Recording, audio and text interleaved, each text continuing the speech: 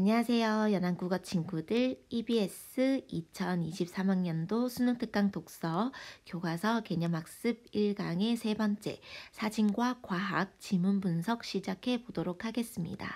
이 지문은 가와 나로 나뉘어져 있어서 똑같은 사진을 사용했던 사람 중에 마레와 그 다음에 샤르코라는 인물이 나오는데요. 이 두 사람이 어떠한 목적에서 사진을 사용하게 되었고, 자, 동기라든지 목적이죠. 계기라고 하죠. 자, 그 다음에 어떠한 방식으로 사진을 찍었고, 이 부분에서는 비교하는 문제가 나올 것 같네요. 그 다음에 어떤 식으로 의의가 있다, 어떤 식으로 비판을 할 만하다, 한계점이 있다, 이런 부분대로 여러분들이 독해를 해주시면 되겠습니다. 자, 그러면 가 지문부터 한번 읽어보도록 할게요. 19세기 프랑스 생리학자 엔티엔 줄 마레는 인물이 나와 있죠. 자, 그러면 엔티엔 줄 마레가 사진을 사용했다는 건데 어떠한 방식에서 그 다음에 읽어보셨다는 전제하에 이야기를 하는데 이게 어떠한 방식으로 변화 과정이 일어났나까지도 나오고 있죠. 그래서 그런 것을 따라서 읽어보도록 할게요. 생리학의 전통적 연구 방법인 관찰이나 언어 묘사 대신에 썼다는 거예요? 안 썼다는 거예요? 안 썼다는 거지. 대상의 움직임을 그래픽 기계로 기록하는 방법을 개발했습니다.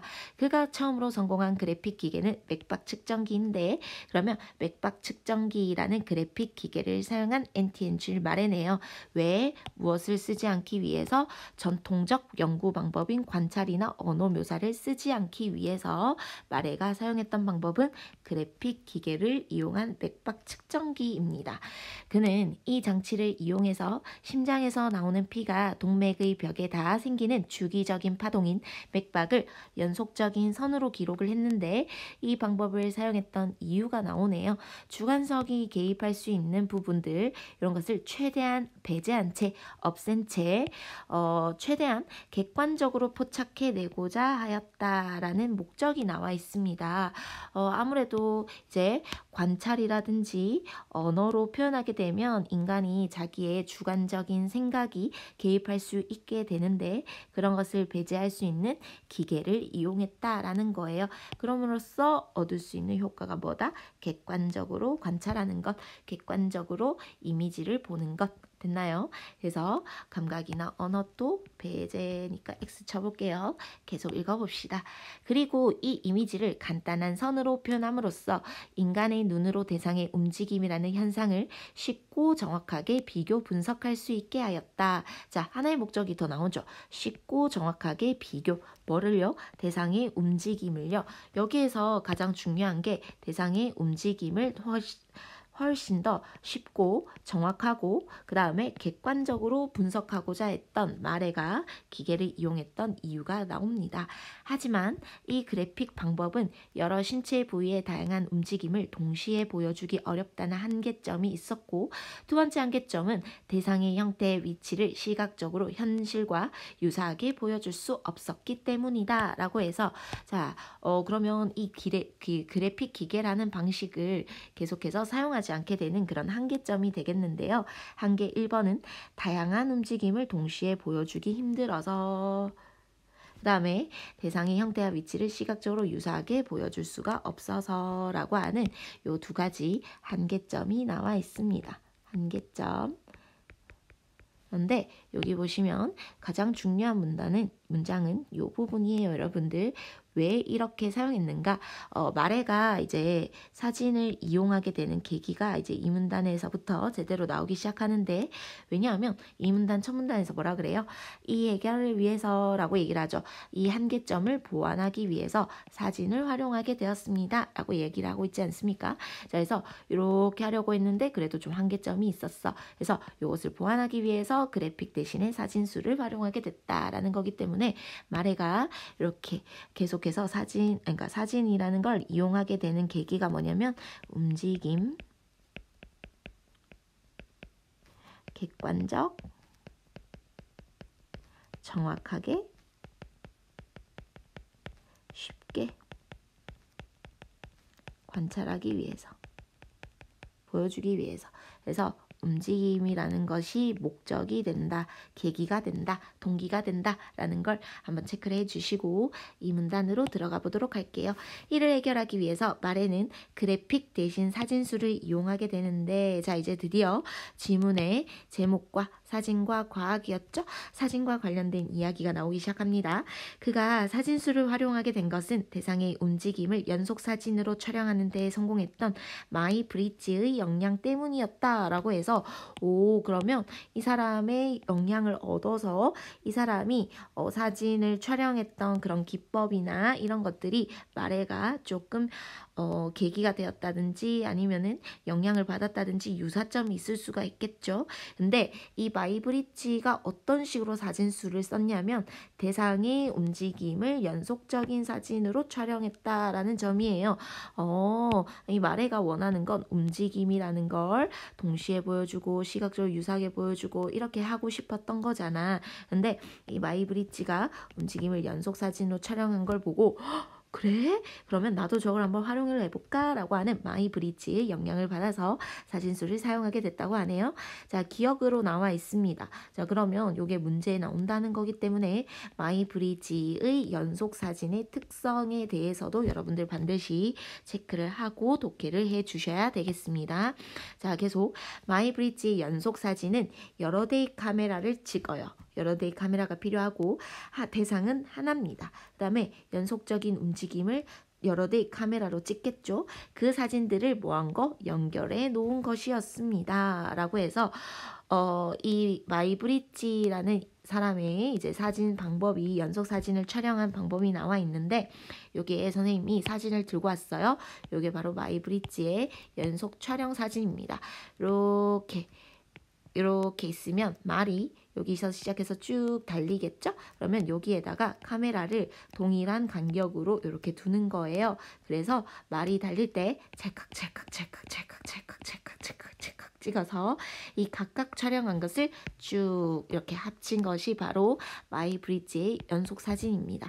그렇다 보니까 말이 어떤 식으로 달리는지 하나하나 볼 수가 있겠죠. 근데 이걸로는 마레가 마음에 들지 않았대. 자, 이런 사진으로는 자기의 주 목적인 움직임을 정확하게 분석하는 거잖아요. 근데 이 방식은 좋은데 다른 방식이 없을까? 왜냐하면 내 목적은 움직임을 정확하게 분석하는 거거든. 그래서 원하는 카메라를 직접 개발했다라고 나와 있습니다. 그래서 마레의 사진과 그 다음에 마이브리지의 사진 방식을 비교해 주시면 되는데 마레의 크로노포토그래피라는 것은 한 대 카메라예요. 여러분들 차이점 이해하셨나요? 여기에서는 여러 대의 카메라였습니다. 근데 여기에서는 한 대의 카메라가 되겠죠. 그래서 마이브리지와 그 다음에 요 마레의 사진이 서로 차이점이 있는 거. 너무나 독서 지문의 전형적인 문제 방식이죠. 그래서 여러분들 이렇게 대조 표시가 눈에 잘 안 보여서 이렇게 해주시고 어떤 식으로 차이점이 있는지 더 찾아볼게요.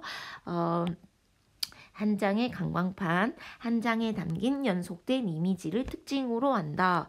여기에서도 한 장의 사진이에요. 한 장의 사진. 한 장에 연속된 이미지가 들어가 있대. 근데 아까 전에 뭐였지? 연속적 움직임을 촬영하고 그 사진들을 연결해 놓겠다라고 해서 이렇게 여러 개 사진들을 쭉 연결해 놓은 거였다면 마레의 사진이 보이십니까? 이 부분인데요.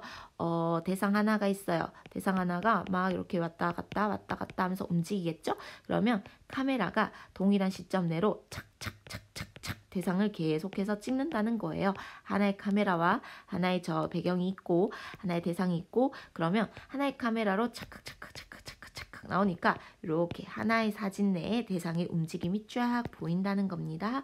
자, 어쨌든 이것이 대상의 움직임을 정확하게 보여줄 수 없다고 생각한 마레가 만들어낸 방식이에요. 여러 장의 사용을 혼합한 게 아니고 한 장의 사진 내에 됐나요? 자, 계속 크로노포토그래피에는 한 장의 사진 속에 움직이는 대상에 연속된 이미지가 모여 있어서 그 움직임을 다른 대상과 쉽게 비교할 수 있었습니다.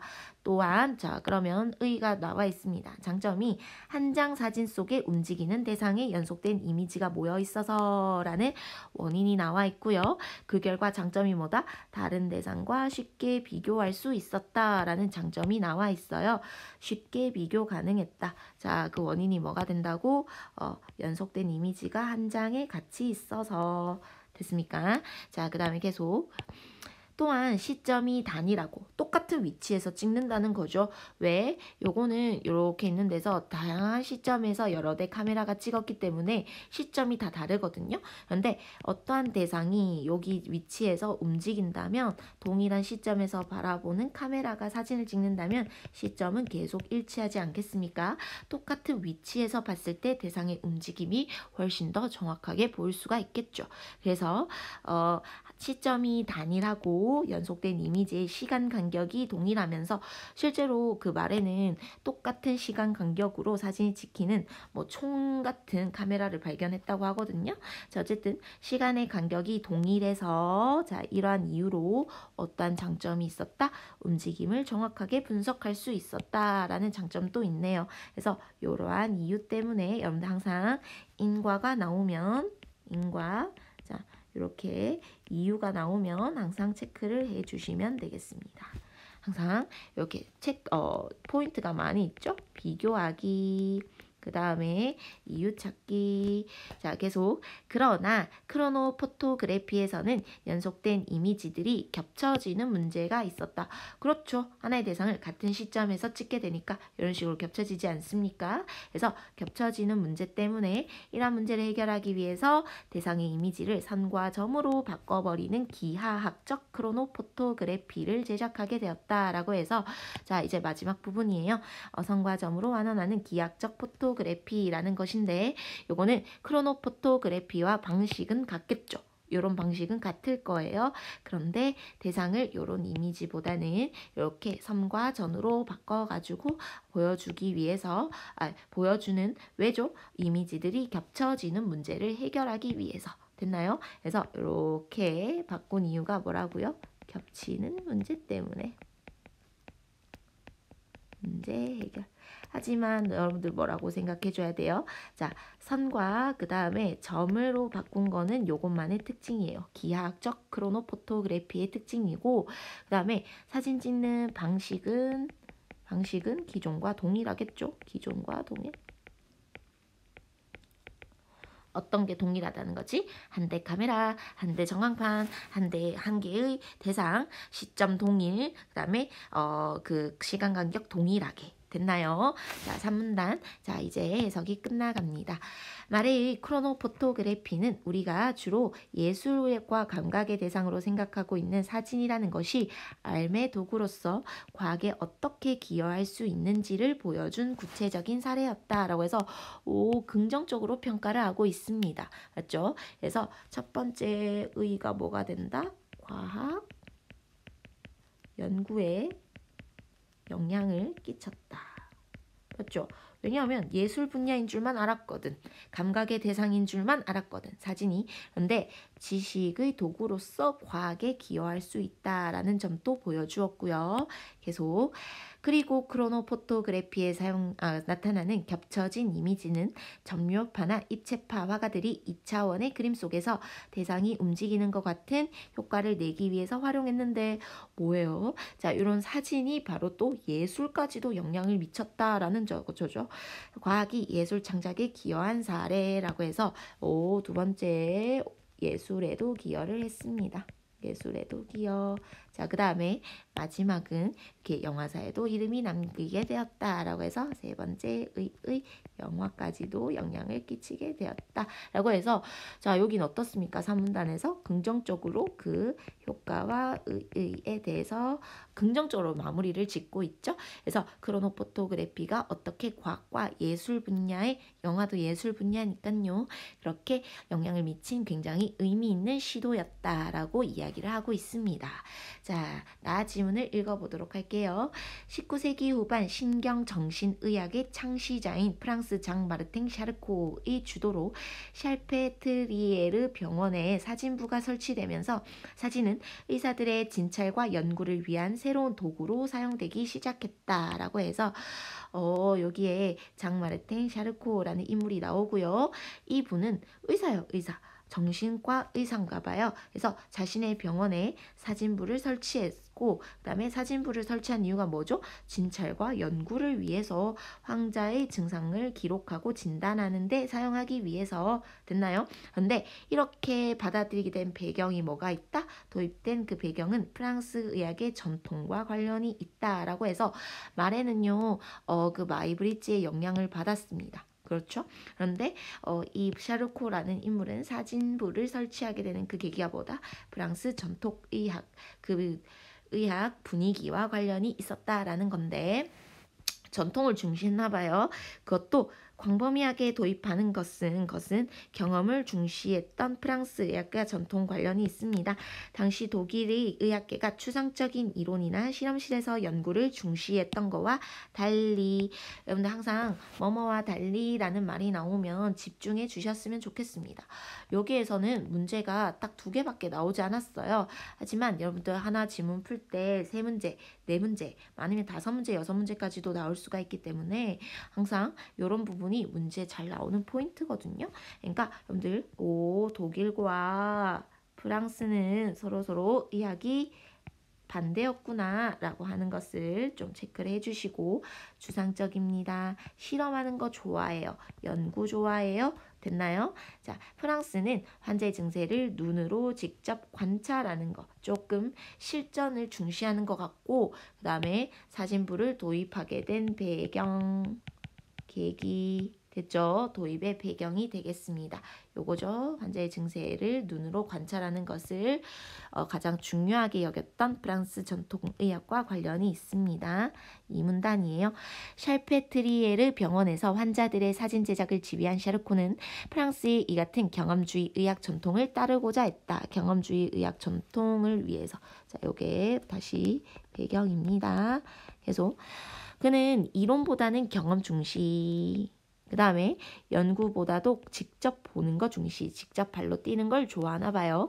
샤르코는 환자를 진찰할 때 환자가 자신의 병에 대해서 그에게 말하는 내용을 듣기보다는 자, 요거를 사용하지 않았다라고 하기보다는 이것보다 조금 더 원했던 방식이 있는데 진찰하던 내내 거대한 침묵 속에서 환자의 신체적 특징만을 뭐한 거 관찰했다. 전통 방식이죠.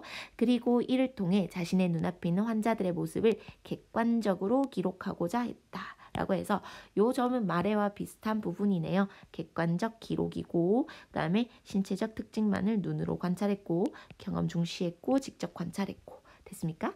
샤르코는 이러한 시각적 관찰과 기록을 통해서 당시에 알려지지 않았던 질병을 새롭게 발견하기도 했습니다.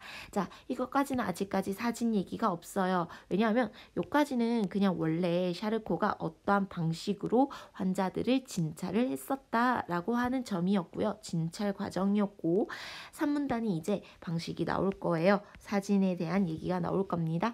자, 어쨌든 눈으로 관찰하고 왜냐하면 사람들이 자기가 말을 하면 또 주관성이 개입되지 않겠습니까? 그래서 보이는 대로 증상을 보고 그 다음에 객관적으로 기록하려고 했고 그래서 알려지지 않았던 병까지도 발견하게 되었다. 샤르코는 신경병 환자들이 사진을 통해서 그들의 질병을 더 정확하게 진단할 수 있으리라고 기대했습니다. 자, 여러분들 이 부분 한번 체크를 해볼까요? 사진이라는 말이 나왔고요. 사진을 이용한 목적이 되겠죠. 질병을 정확하게 진단하기 위해서. 자, 아까 전에 말에는 어떤 게 목적이었죠? 움직임을 정확하고 쉽게 관찰하기 위해서. 됐나요? 자, 그런데 샤르코는 뭐였다? 질병을 잘 진단하기 위해서, 진단을 위해서 그래서 이렇게 서로 목적이 다르다라는 점입니다. 자, 계속 그는 병원에 사진부를 설치한 다음에 환자의 진찰 카드에 그들의 하나하나 증상을 포착해서 촬영한 사진을 부착했습니다. 자, 여기 보시면 디귿 부분에 이 병원에서 제작된 사진에 대한 특정도 물을 것 같아요. 왜냐하면 여기에 가해도 마이브리지의 연속 사진, 여기에는 기하학적 크로노포토그래피, 그래서 각각 기억니은 디귿이 사진을 서로 비교하라는 점에서 문제 나올 거라는 걸 미리 알려주고 있는 거거든요. 그러면 이 사람이 사용했던 사진 기법, 사진 촬영 방법, 우리 아까 가 지문에서도 주의 깊게 보지 않았습니까? 한 대의 사진기인지 여러 대의 사진기인지 이런 것을 일부러 얘기하는 게 아니거든요. 그러니까 여기에서도 여러분들이 체크를 해주셔야 되는데 진찰 카드에 그들의 하나하나 증상을 포착해서 촬영한 사진을 부착했다. 그러나 결과적으로는 샤르코는 그 사진들을 통해서 자신이 기대했던 바를 충족할 수 있었다 없었다? 없었습니다. 그렇게 할 줄 알았는데 그래서 이 방식을 사용했는데 자기의 목적을 달성하지는 못했다.